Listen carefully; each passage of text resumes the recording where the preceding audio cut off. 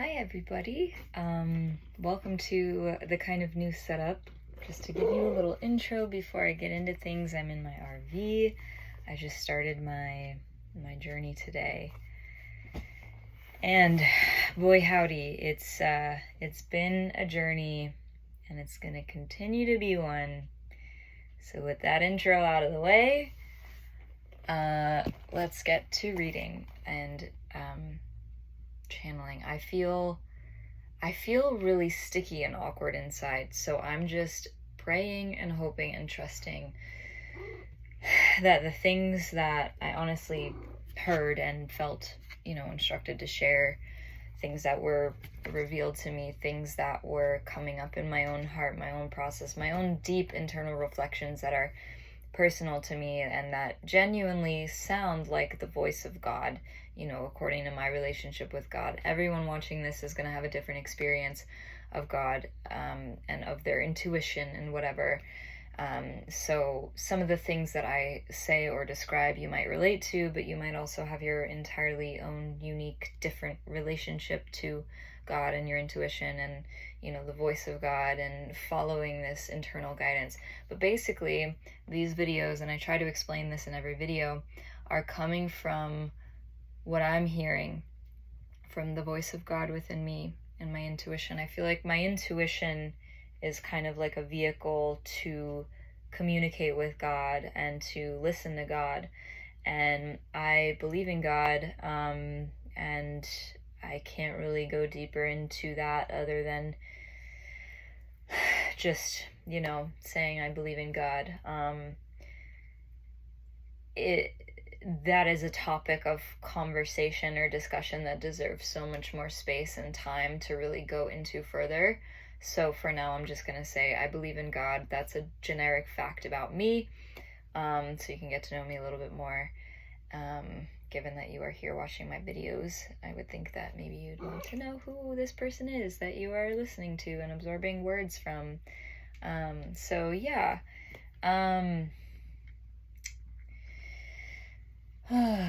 Yeah, so when I do these videos, and by the way, if you hear my cat eating or she's walking around, that's Butter.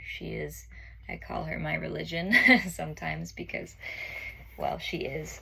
I cherish her like a child, and we're getting some good ASMR content right now. I'm glad that she's eating. Sorry for the light as well. I'm trying to move out of the way of it. Okay, maybe that'll be a little better. I think that's better. So yes, when I do these videos, I am sharing what I hear. I'm sharing the intuitive, godly communication that I am receiving, and that is for me. And I can hear the difference. It's for me, it's personal, but it also can be applicable to a specific group of people. And what do I mean when I say that? I mean the wisdom that I hear when I pray, when I set aside space and time, when I do my spiritual practices. What I hear then is applicable to me and my unique circumstances, my unique experience. And because I'm human, my experiences I don't think they can possibly be entirely, absolutely unique to me, because I've always felt this way, and I've observed this. I've observed that anything that I process, any pattern that I experience internally or even externally, any thought that I think, any feeling I have, any sequence of events that I go through in my life, they are not unique to me. I love how the background track to this is just Butter's chewing sounds. I wonder what it sounds like for you listening.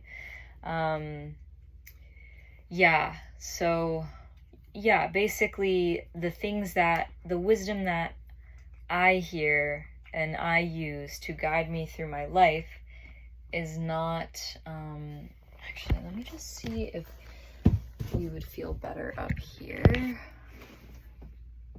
That's a little awkward, isn't it? Okay, we're just figuring things out right now. It's gonna be fine. I'll move this back a little more. Just need more, better angle, better space. I think we're good. Okay, sorry about that. Anyway, so yeah, the things that I hear and use to guide me forward in life and through whatever it is that I'm going through. I basically make these videos to share what I hear and to give a voice to specific pieces of wisdom that God shares with me. And when I say God, yeah, I can't really describe it further than that. God, the voice of God, and my intuition, part and parcel to one another. The reason I make these videos, as I was saying, is to share what I hear and what I believe can be of service to someone else who needs to hear these things. Yes, I'm getting a little intense, aren't I? She just was like, excuse me. I was just peacefully eating and then you started getting really loud and intense. Like, oh yeah. I'm gonna try to keep things balanced and easeful. So yes, that is why I'm here. So before I go in, I want to pull a card from the Divine Feminine Oracle by Megan Watterson.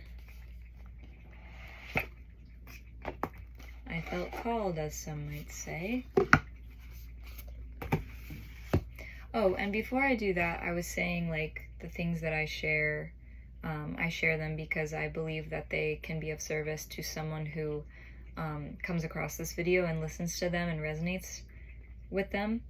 And so you'll know if this is you, if it feels right. If you already have, and if this video resonates with you, you're going to be the type of person who already has a very strong, clear relationship with God, or you are actively listening to the voice of God and the voice of your intuition. So you will know that this is for you if that's one of the traits that you have. And you'll also know this is for you.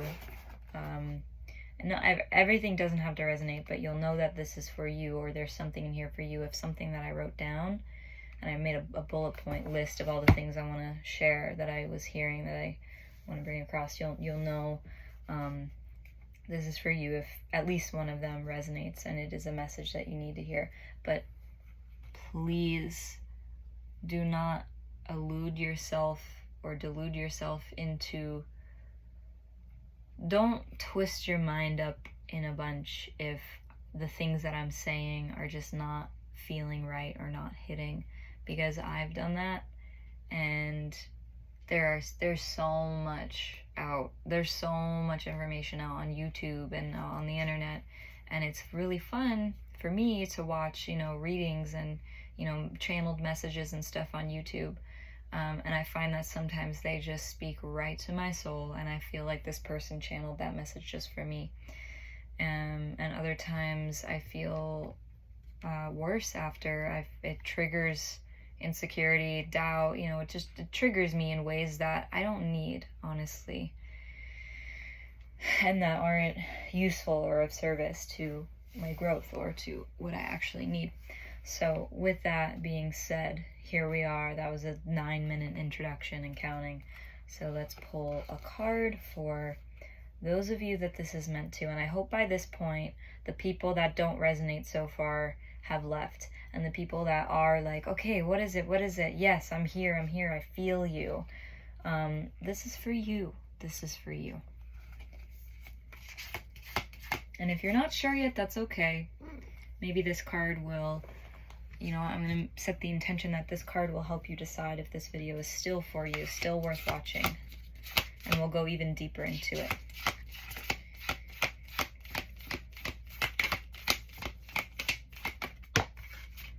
We have Queen Esther, the Morning Star. My ego is in service of my soul, and I trust my soul's divine timing.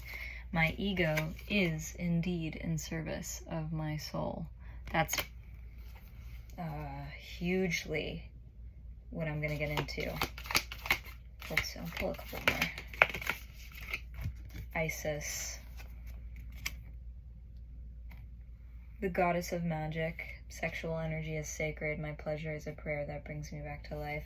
I had a feeling this one wasn't supposed to come out, so if you are excited for me to get into messages relating to this energy, I'm not going to. It popped out, and I just had a feeling like, no, it wasn't supposed to be. But okay, I'm feeling these two. Khadija. Ooh. Wow. Rabia. I'm so sorry if I am mispronouncing this. Are their names? Feel free to correct me. Rabia, the queen of saintly women. I am in service of divine love. I move the way love asks me to move. Yep. Yes, ma'am. And Khadija, the mother of believers. I am spiritually and financially abundant. I provide heaven and earth for myself. So these are such like devotional, saintly energies already. So if you are watching this and you still resonate, you are a woman of God or a man of God. I doubt any men are watching this, but if you are a man and you're watching this and you resonate, I would love to know. I would love to know. But I feel like it's going to be mostly women. There might be a few people who just kind of stick around. Well, all right, let me go in the book. Khadija. So I'm going to go in the book and read from all these 3 cards, and then I'm going to go into my notebook and then read you what I wrote down as far as my actual channeled messages. So this is going to be like a little treat. So you can sit back and relax for this one and really take your time to soak it up, because we are not done yet. Alright, I'm sorry. I'm looking for Khadija. Actually, let's read Queen Esther because she came out first.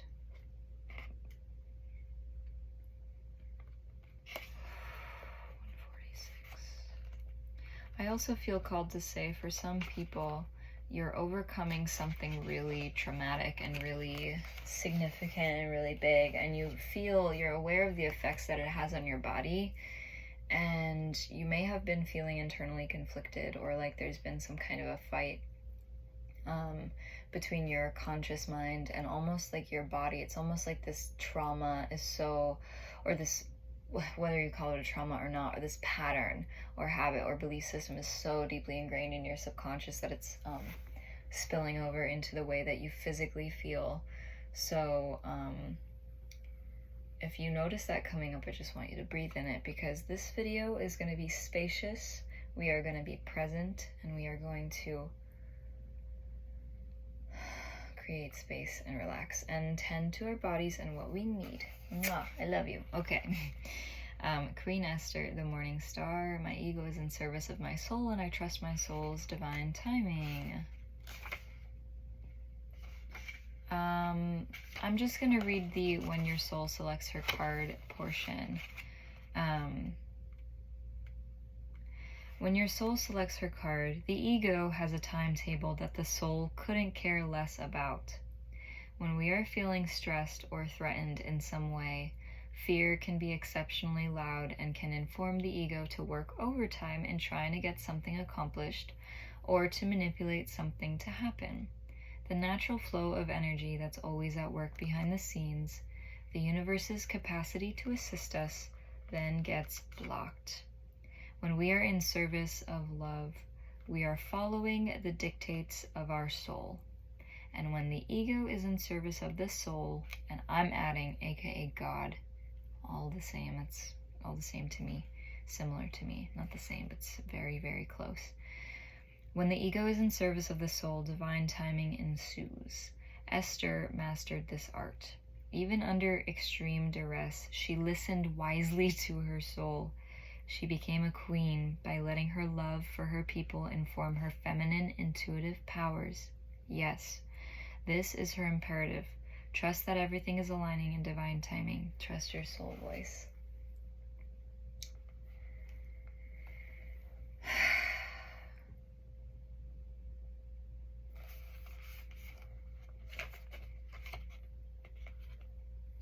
Rabia, 52. And the more you allow what you can't control to be what it is and serve the voice of God, serve your intuition, serve your soul, okay, the more things will flow, the more energy will flow in your life. But I needed to hear that message because, and again, if you're watching this, you will probably resonate with this, or maybe not, but this is for somebody. If not anybody watching this, it's for me at the very least. But yeah, I have been extremely stressed out as of late, and my ego has definitely been working overtime and spilling out in symptoms through my body. Weird pains, difficulty like feeling like I can breathe properly or fully, feeling of tightness in my throat, different physical symptoms. But I just sat down to do my first Sudarshan Kriya, aka breathwork and meditation practice that I've done on my own in years. Sorry for the itching. I swam in chlorine and it just dried out my skin and made me feel not great. So when I did my practice, and this is something that I'll get into more later, but the practice provided me both a simultaneously profoundly powerful and very gentle with the nervous system practice that I could use to create spaciousness in my being on every level of the self, physical, mental, emotional, spiritual, subtle, and beyond, to create space in all the levels of my being. And in creating the space, I had a lot of past traumas and very visceral memories come up, and I was viewing them like a movie and feeling the corresponding emotions with them. And as that was happening, I was feeling some physical pain, so I put my attention on the pain, and I asked, who are you? What are you communicating with me? And then I would see visions of these memories of these times that, these traumatic things that I went through. And I tried talking to the characters within those memories and myself within those memories to hopefully release the pain. And then I realized, because the pain wasn't going anywhere and the characters in the memories weren't engaging with me consciously, I just said, okay, sorry, my storage was full, so I just had to delete some stuff that I didn't need. So yeah, I was acknowledging internally. Oh my goodness, I think I got a mosquito bite or something. This is a little crazy and it's driving me kind of insane, and I apologize for the interference. But through that memory, I acknowledged that, the pain itself, like feeling the sensation of the pain in and of itself was releasing, was releasing this energy.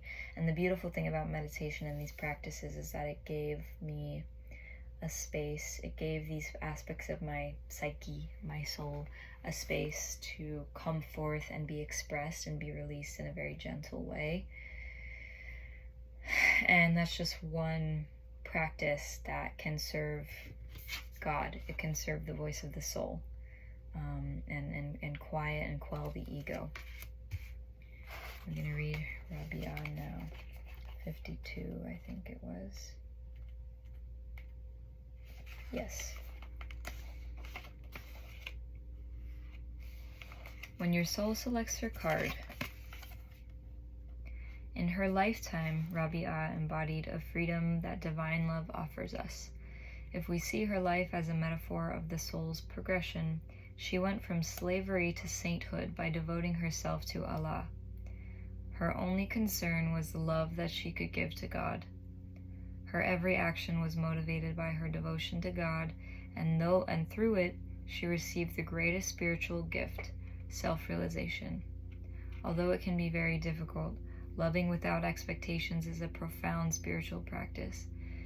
More often, our love for someone is loaded with ideas of who that person needs to be for us, but divine love is unconditional.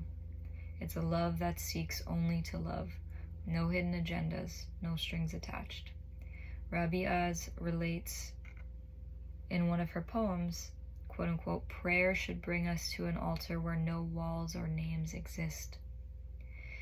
Each time we are able to love someone or ourselves without conditions to that love, we arrive at this altar within us. We free them and ourselves. We remember what Rabi'ah knew so well, that to love just for the sake of loving lets the divine act through us. Are my current actions motivated by love?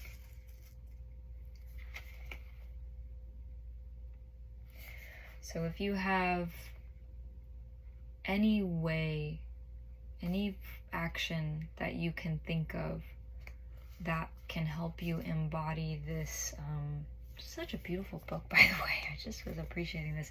If you have any action that can help you to express this unconditional love, whether it's simply taking a breath and imagining or visualizing sending out love, or steeping in love, or whatever it is for you,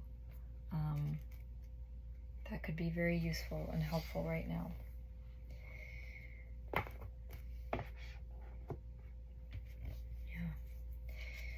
Okay, Khadija, the mother of believers. What page are you on? 56.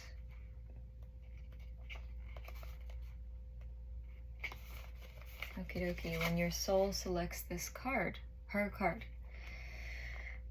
there's an ancient narrative and a destructive misunderstanding that if we are going to be spiritual, then we have to renounce the material world.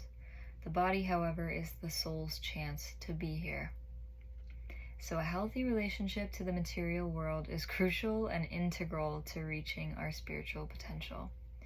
Khadija represents the power and importance of knowing we can provide for ourselves. This power gives us roots and confidence and allows us to create relationships from a place of interdependence rather than codependence. We can cultivate the capacity we have to create more and more freedom for ourselves. Excuse me. And we can make choices for our life based on truth, not just on survival. There's also a false idea about when true love will find us and how. Khadija liberates us from fairy tales that we need to be saved or supported or provided for by our life partner. Khadija provided for the Prophet, and her older age and significant status in the community made her more attractive, not less. She was a middle-aged businesswoman and single mom. She was ripe with resources and ripened with opportunities to love. Living into our true power and purpose does not make us less eligible. Khadija reminds us that there is no linear timetable that eliminates us from having the sun descend in our courtyard. She lets us remember that we are worthy of the abundance measured in gold and the abundance measured in the depth of our love. Do I feel worthy of abundance?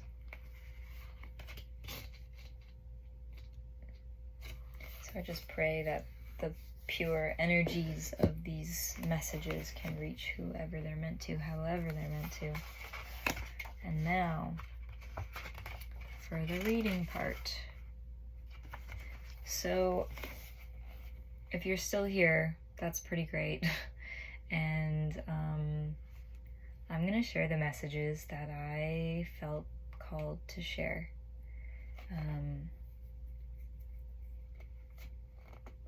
And I feel a little nerve-wracked doing this, but I pray that this will reach whoever it's meant to reach at whatever time it's meant to reach, but I'm just going to put it out.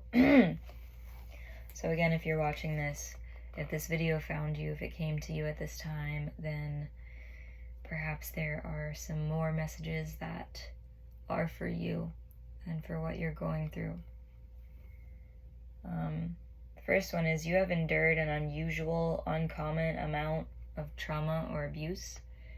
You have been through some things that people often don't understand. I mean, maybe they can understand, but they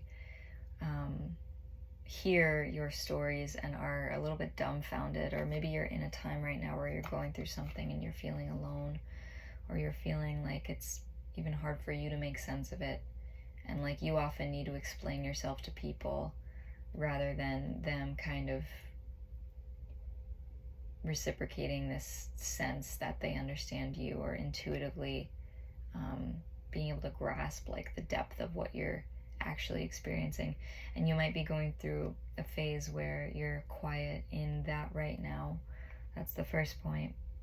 Not many people around you often talk about or are familiar with your specific experiences, but people want to listen. People hear your stories of what you've endured and often don't know what to say because it's so unusual or so uncommon. If this resonates with you, then I'm so excited. I'm reading this and I'm afraid that I'm just speaking to the air, but I trust that if this is meant to find anybody, then it will. Because this is also weird and vulnerable for me to share. But I'm doing what I felt instructed to do, beyond my own doubt, beyond the voice of my doubt. And I really, really hope that this is going to reach the right people and have positive consequences. So yeah. When I was meditating, after I meditated, I heard all of these things, and so I had to write them all down. And one of the things was, you are on a quest to find home, physically, mentally, emotionally, spiritually, on every level. You haven't fully landed yet.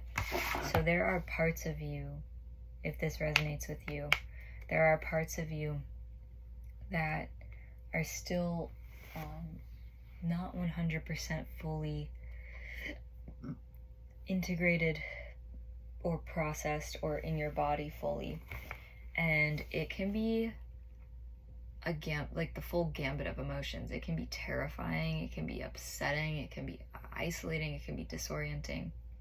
And these are all kind of symptoms of like a soul disconnection, a fragmentation from the soul, like inability to kind of feel connected and process emotions normally, and repeating certain patterns, feeling stuck, feeling like you've lost your zest for life or inspiration. These are all symptoms of many other symptoms that there's a piece of your soul or your psyche that's not yet integrated or home in the body. So doing things like meditation, doing whatever works for you to create space in your being, to open back up the doors and allow this soul back in, but also to cleanse the space, to clean out the home of your body, your mind, your soul, your spirit, to create room, right?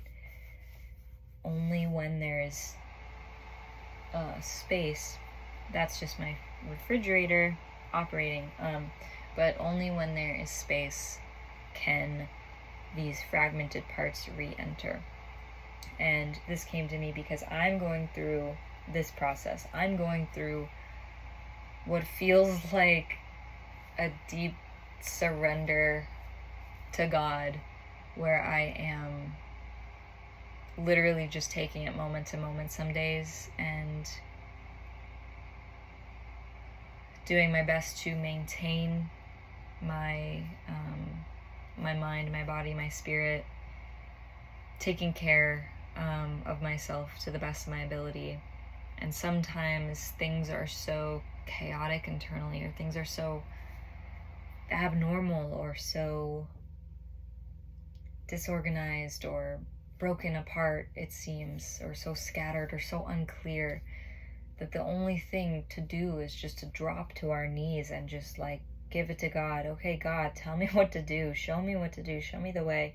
I am nervous. I'm scared, but I trust you. I trust this process. I have no idea what's happening half the time, most of the time, but I believe in you. I trust you. So it's kind of like that. And there's this journey right now that you just went into. And what I'm seeing is actually a vision of, I don't know if you've ever seen this, but there are some bodies of water where when you're underwater, it looks like there's a pool underwater. And that's because of there's like it's like a thermal, I think it's like a thermal change or something. And or like the water itself, like there's some substance in there that makes it heavier, so it sinks to the bottom, and it creates this effect that it's like a pool within the water. I don't know what that phenomenon is called, or phenomenon, plural, singular, I don't, which is which. Anyway, I don't know what that is called. So but yeah, that what I'm seeing is that it's like you entered into this it's like a double underwater world.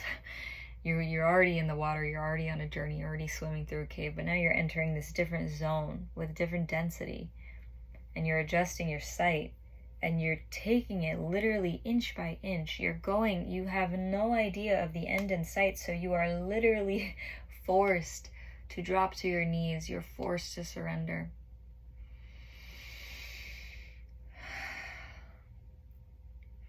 And it is in this liminal space that you have an opportunity to get ready to receive what you are meant to receive. To open yourself, literally to open yourself, to be present. It's like you're in this place because you are, forced to be present. And with that, I wrote next, your supernatural, energetic, psychic abilities are knocking at the door, a gradual reawakening process. I'm obviously very deep into psychic and intuitive abilities, hence me, reading tarot and sharing videos about intuition, talking about God and whatever. So when I was meditating, I felt certain qualities in my essence start to come back on, and they softened me like warm water. They softened me like warm water. And I was able to release some really just deep, tender emotion, and it felt amazing to do that. And I felt like my essence was washing back over me, and it was a familiar feeling that I used to feel as a child. And maybe you can even hear it in the way that I'm speaking, my tone of voice. I'm a lot more even than in my previous couple of videos because because I did my practices and I was able to reconnect with this essence of myself.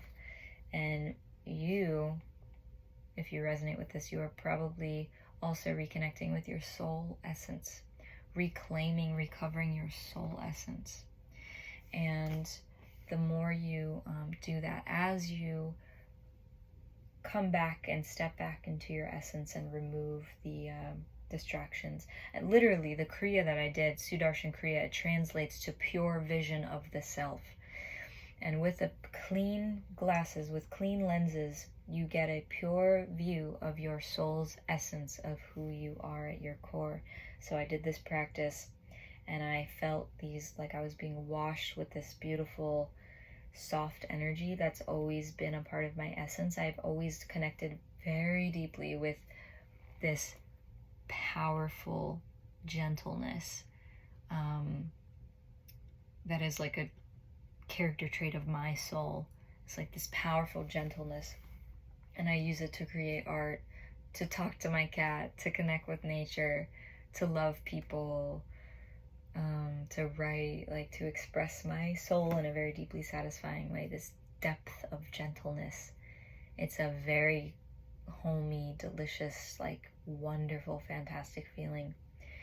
And I was feeling it again, and I thought, wow, it's been a while since I felt this clearly, this quality this clearly.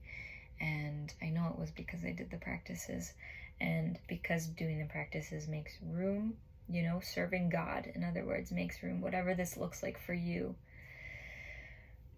it allowed this part of myself to come back into my body and for me to have an experience of it, an embodied experience of it. And so that's why I say these abilities are knocking at the door. They're ready to come back in. They're ready to reactivate. And the more that you welcome in these parts of your soul, the more your innate gifts and abilities will reemerge. I wrote, my handwriting reflects my inner cohesion. I was looking at my handwriting, and there were moments where it was flowing out, and the geometry and the shape of every letter and then every word and then every sentence was like so aesthetically pleasing for me to look at. And that is symbolic to me of the flow of energy, how energy is flowing through my body. When energy is flowing in a holistic, cohesive way, my handwriting looks beautiful. I love the way it looks. I love the way it feels. But when there's a disturbance of any kind, it's extremely subtle, but I notice the difference. When I have thoughts or tension, it affects the shape, the geometry, the patterns that my handwriting comes out within. So that's something that maybe this sparks an awareness in you. Even on the level of your thoughts, how do my thoughts change? How does my breath change? How does my body, how does my musculature change? How is it altered as I am, moving from between the spectrum of completely holistically fluid in the flow to more and more tension? How does my expression change? It's something interesting to notice. Maybe it'll inspire some way of thinking for you that you needed to jog in your mind there. Next point I wrote, power and gentleness. You need to work in the subtle realms. Subtle body needs attention and space to undo itself. It will take care of itself. There are things that we cannot control. And this message, I have been repeating it in different ways, and it's even in the cards as well that I read. There are things that you cannot control. And when you are in this place in life where you are diving in the murky water, you cannot control anything. You cannot even see anything. So this is a prime opportunity to focus on what you can control. Your breath. That's the very first thing. And the more that you learn to trust in surrendering, and if this is a struggle for you, and you know that this is, if you feel like it is, I would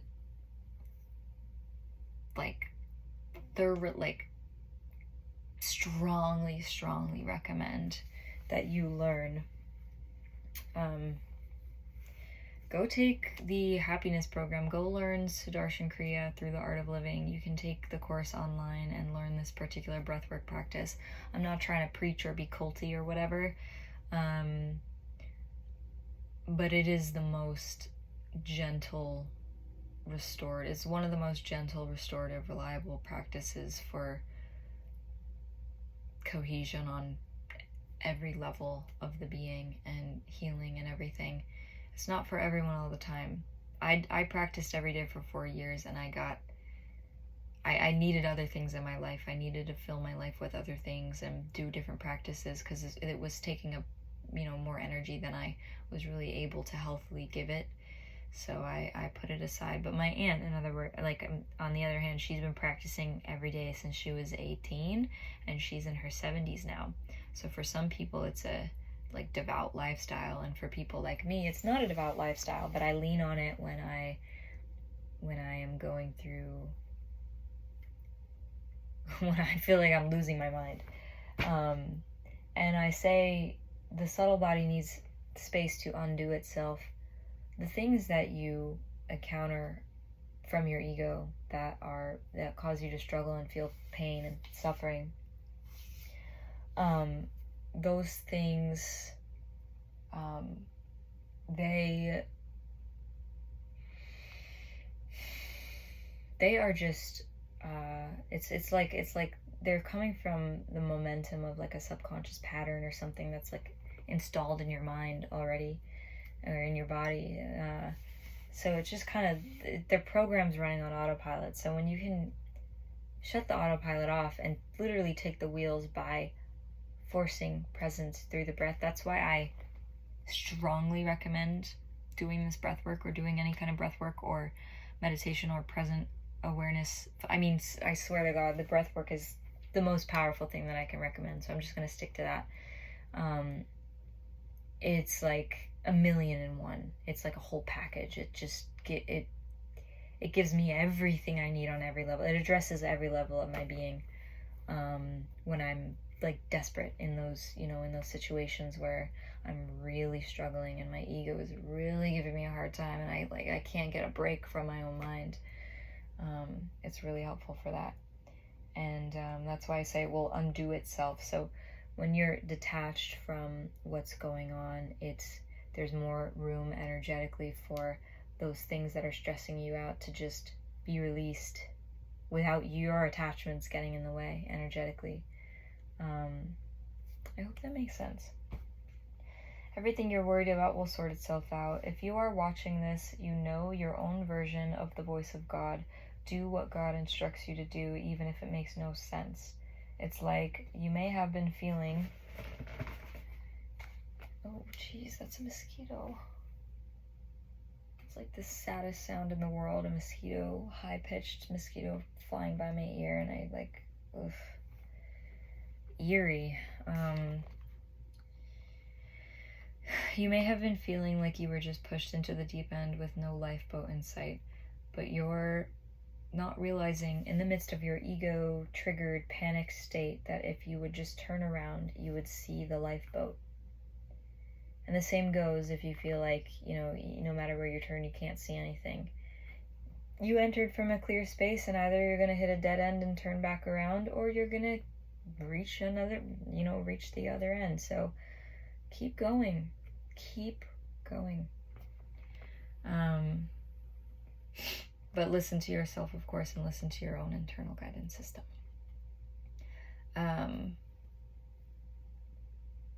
Resort to your spiritual practices now.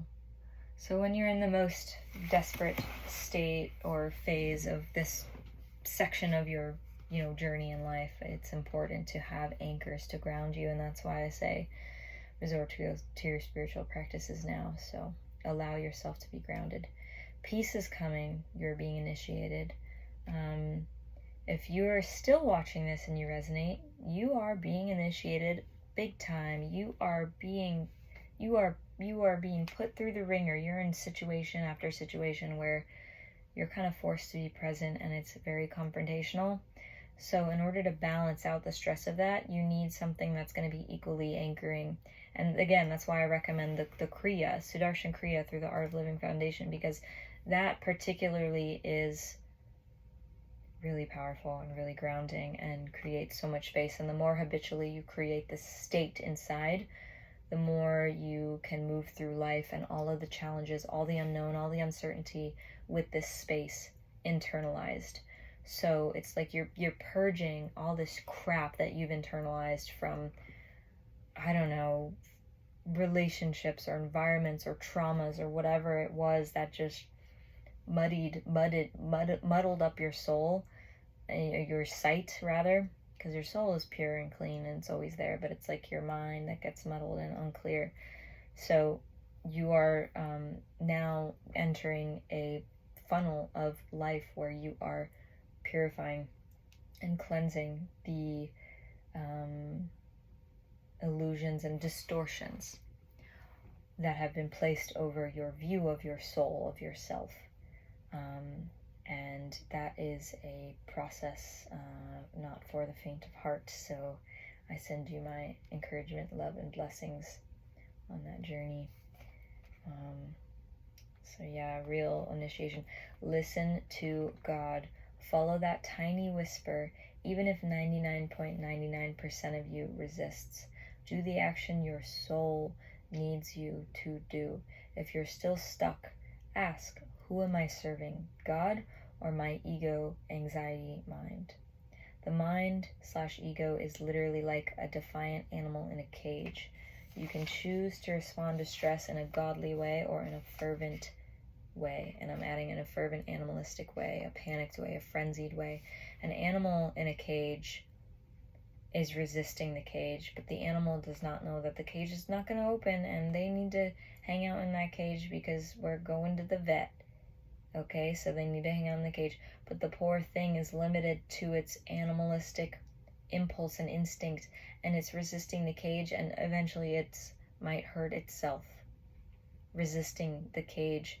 So when you find yourself in a situation in life similarly where you feel trapped, okay, storage was full again, so I had to delete more videos, but I was saying, when you find yourself in a situation where your ego, your mind is trapping you, that is equivalent to the animal in the cage.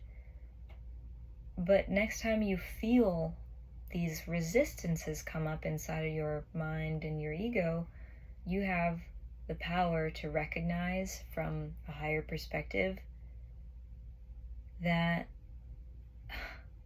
for whatever reason, God is,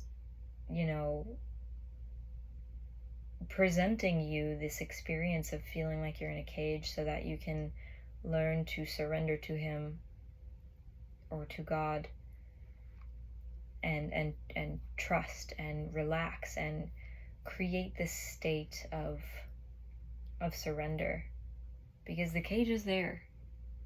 Are you gonna claw at it and fight until you hurt yourself?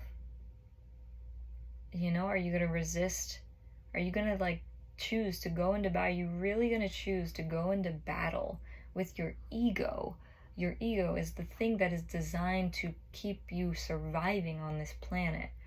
So the ego's design is to create these sometimes life-saving mechanisms, because that's what the point of the ego is to help us survive, and sometimes life-blocking mechanisms.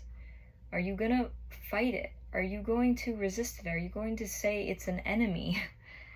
There's this whole stupid culture about the ego being an enemy, and I speak from my own experience, having internalized and tried on that outfit that the ego is my enemy. What does that mean? Where does that leave me? That leaves me it leaves me feeling powerless every time my ego comes up, because how would we react if there was a human being out there who was our enemy? Are we going to give them power? Are we going to scream in their face and punch them and hurt them and create more violence in the world? Or are we going to be compassionate? Are we going to understand their limitations, the ego's limitations? Are we going to understand that and observe it so that it doesn't have the power to drag us down? It's a choice. So next time you feel like an animal in a cage and you feel like, God, you're getting a beating from God or a beating from your ego, and you feel trapped, it's like, don't fight it, I mean, sure, don't stop living your life. Don't stop doing, serving your purpose, doing your mission. Don't stop listening to your intuition. I'm not saying give up. I'm saying follow the path of least resistance, not the path of most resistance. Don't choose to fight. Choose to amplify what you want to grow and cultivate. A lot of people make the mistake, and I'm totally guilty of this, of focusing on resisting rather than allowing. And it's like, if you're fighting against evil or whatever, say you're a human rights advocate, what good is it gonna do to spend all your energy fighting idiots who make stupid rules that cut into our human rights, instead of working on advocating for your own rights, advocating for the right of the person in front of you, doing what you can in order to support life rather than diminish it. This didn't come out exactly the way that I intended, and I know some people are going to disagree with this, and I will say that fighting has its place. It has its place. But I believe that when it comes to all the stuff I've been talking about, and this very specific place that if you resonate with this, then you are in life. When it comes to that energy, there is no place for fighting, because it's not going to get you anywhere. That's what I'm talking about. When fighting won't get you anywhere, when resistance won't get you anywhere. Because what are you going to do? Fight what you can't see? You can't see anyway. You literally can't see. So, yeah.